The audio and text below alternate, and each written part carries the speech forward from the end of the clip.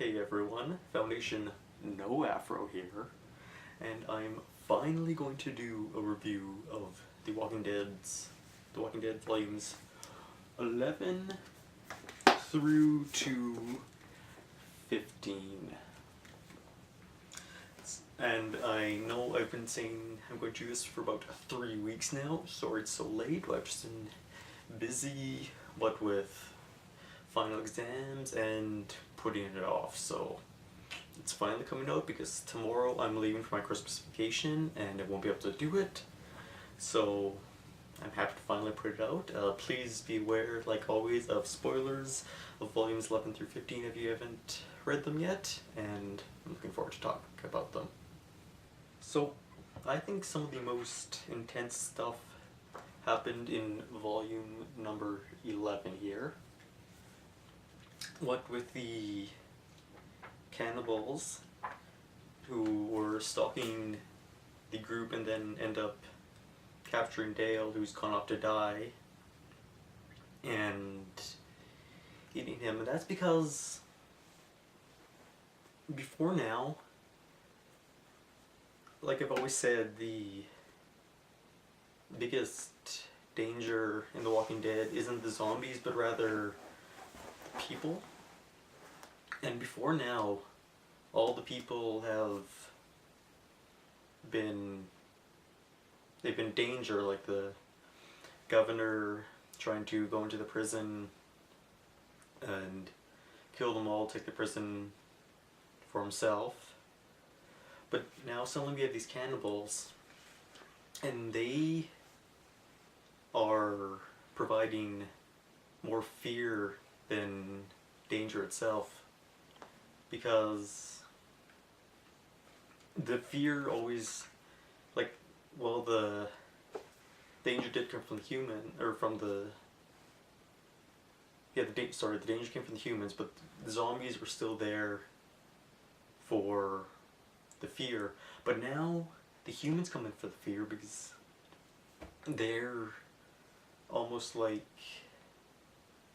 zombies themselves. They come around, and if you're not careful, they come and they eat you, because it's more dangerous because humans are a lot smarter than zombies. So that, the storyline only lasted one volume. It kind of emulated the whole zombie storyline. I thought it was a very powerful storyline that kind of echoed both the zombies and humans, so I really like that. Also, in this volume, we have another thing with Carl and how he's, I don't even know if growing is the right word, maybe changing. But for the last few volumes before this, we saw the two boys, the two twins, and one of them had kind of started to go crazy and was killing and torturing animals. And finally in this, he kills and tortures his brother, or he, maybe not tortured, he kills his brother. Basically thinks, and it's not because he's gone, it's because he's gone crazy, but he's not doing it in an evil way, he's kind of doing it in a good way, because he thinks dying like that would be better than coming back as a zombie. And that, for one, that's really creepy and sad. But then what Carl does, he goes out in the night and shoots the brother that's still alive to protect the group. And it's just, I can't believe that he would do something like that, because he's only 7 years old or something. But just the world he's living in, he realizes that the safest thing for the group would be to shoot the other boy to protect the other members of the group. but just the choice he has to make to do that, and the fact that he actually is able to go and do that. That's why I thought this volume number 11 was one of the strongest out of the 5. And a lot of this part of the series also focuses quite a bit on community, because they find that safe haven of Alexandria, and this is really the first time they've been part of a larger safe community, because they had the prison, but that wasn't really a community per se. There's just their own small little group, and then they find this fenced off town with a whole group of people, and they can finally start going back to living semi-normal lives, at least. But the large number of people does bring safety, the whole safety numbers thing. It also teaches them what the danger of the numbers, because there are so many more people who need to trust you, and like it shows later in volume 15, I think it is, there are people who won't trust you at all, and they want to continue. If you change their way of life, even if it's for the better, they want to continue living the world they were living in before, which is what happens because Rick's group comes to the town, and the town's kind of basically pretending the zombies aren't there. The Rick's group changes all that and helps save them from zombies and save them from a group of people who want to steal the town. So Rick kind of becomes de facto leader, and there are people there who don't like it, who want to go back to the normal, or the way they were living before. And it just shows when you get this huge group of people who don't know you and don't trust you, it's a lot harder to, it's easier to function in some ways, because after they fend off the attack of that herd, Rick realizes that the safest thing they can do is work together, and if they work together, the danger is pretty much minimal and they can get through anything, really. So it shows the safety in great numbers, but also shows the danger of great numbers, because there are so many more people who don't know you, people who won't trust you, and people will think different from you, which we never really saw in the small group who's constantly living in cramped quarters together. I kind of found that really interesting, kind of like the community is a double-edged sword, it's danger and safety together. Another huge thing that happened in this part of the series was Carl getting shot in the eye, because after Laurie and the baby got killed running from the prison, Carl is the only family that Rick has left, and to see Carl shot and to have him possibly die, it's such a big challenge for Rick, especially because he's starting to let go of Laurie. He's put the phone away, that he hears Laurie's voice on, and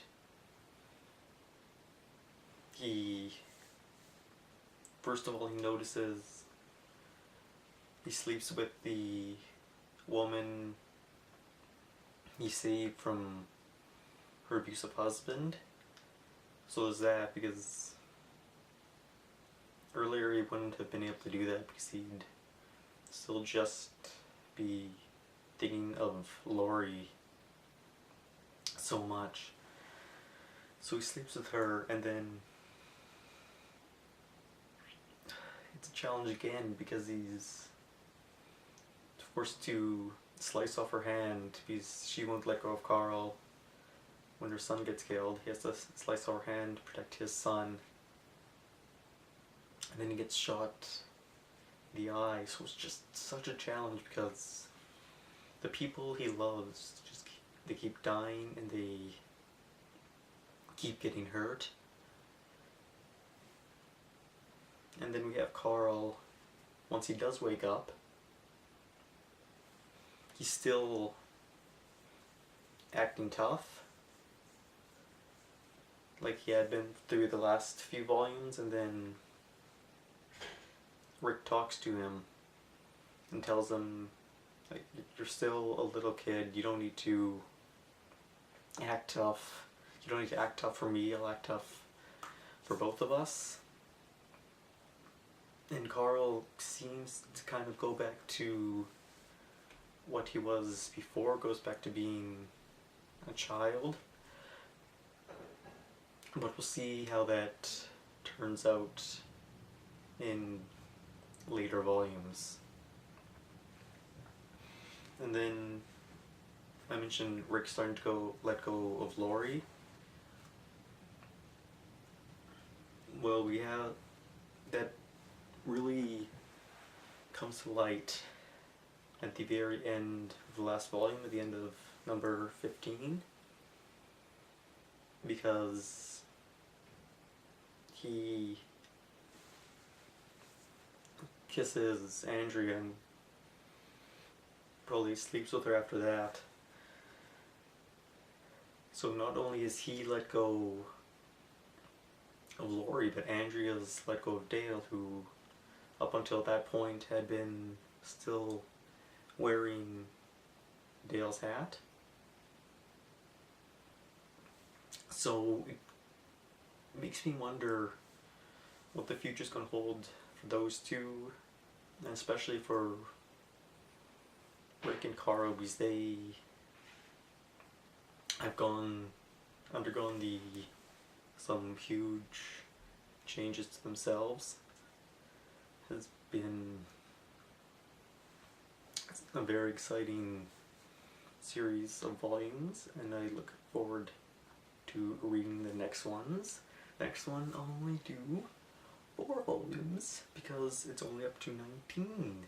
So once I've done my review of volumes 16 through 19, I can do videos on 1 volume at a time and wait. It'll be hard, I'll have to wait the 6 months between every volume, but I'll do it. So yeah, that's pretty much all I have to say about volumes 11 through 15 of The Walking Dead. This will be my last video before the new year, but I have a lot of stuff coming when I get back from vacation. So I'll probably be ready to do my Forza 5 review.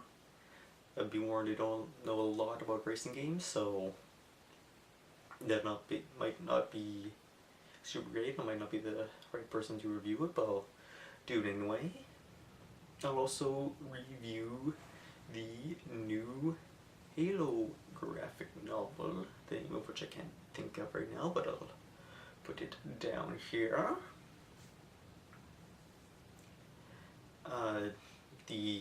As always, there will be the Christmas Doctor Who special.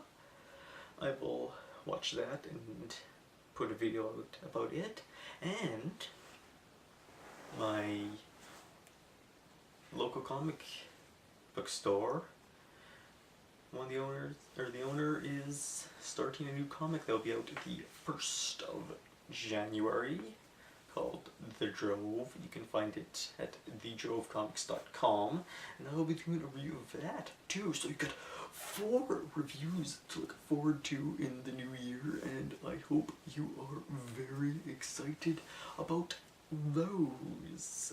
This is Foundation No Afro saying bye bye, and I will see you next time.